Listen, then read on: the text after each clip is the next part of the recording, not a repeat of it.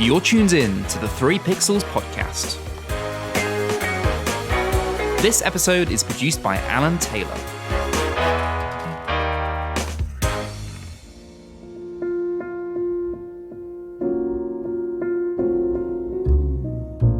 Hi guys, welcome back to the 3 Pixels. So we're almost a week out from the Oscars now. It's old news. In fact, who's even thinking about them anymore?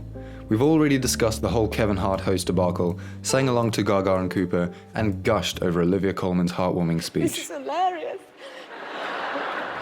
Got an Oscar. But it's done. Why am I still talking about it now? Well, this episode isn't about the ceremony. It's about what's going to follow. All because of the controversial win of an uncontroversial film. And the Oscar goes to Green Book. And what it means for the immediate future of cinema. Green Book has 5 Academy Award nominations. Movies generally get funded for 2 reasons. 1, because producers think they'll make money. And 2, because producers think they'll win awards and stay in theaters for longer and make money. The blockbuster box office aside, awards shape the types of movies that get funded far more than we'd like to acknowledge.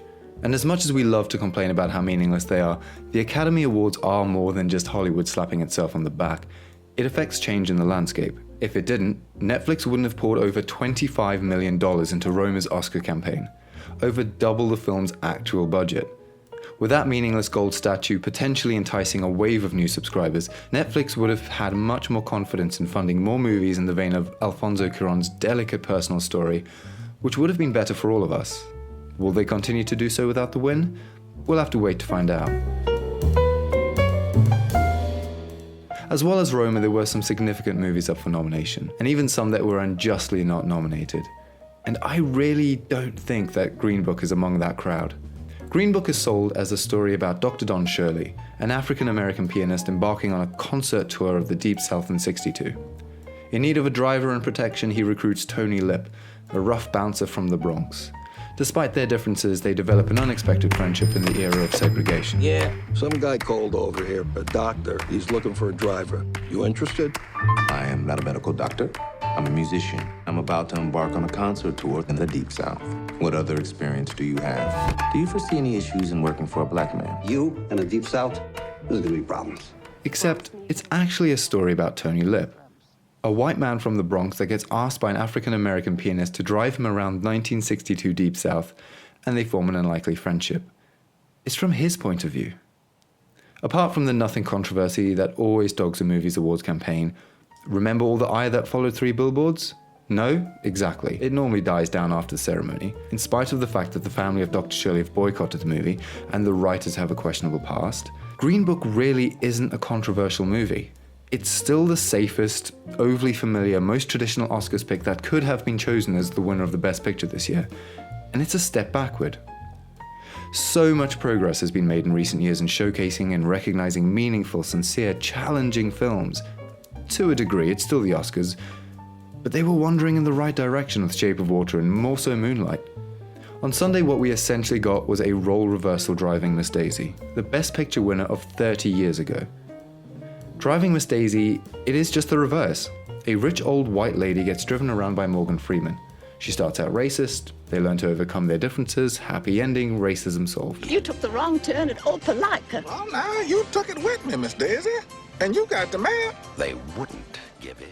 And not to dwell on the comparisons with other racism-challenging movies, but it's unavoidable.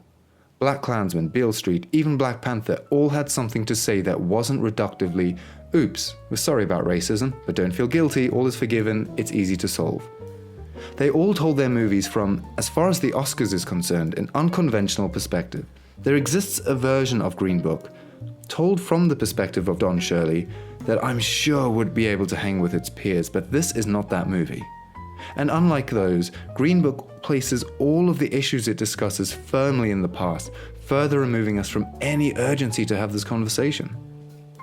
But this isn't a review of Green Book. There are a lot of people who did enjoy that movie. And okay, it's funny, it's positive, it's heartwarming, and that warm heart is in the right place. It's fine. So why am I being so critical? How can I say positivity shouldn't be rewarded? Because movies like Black Klansman are sat right there next to it.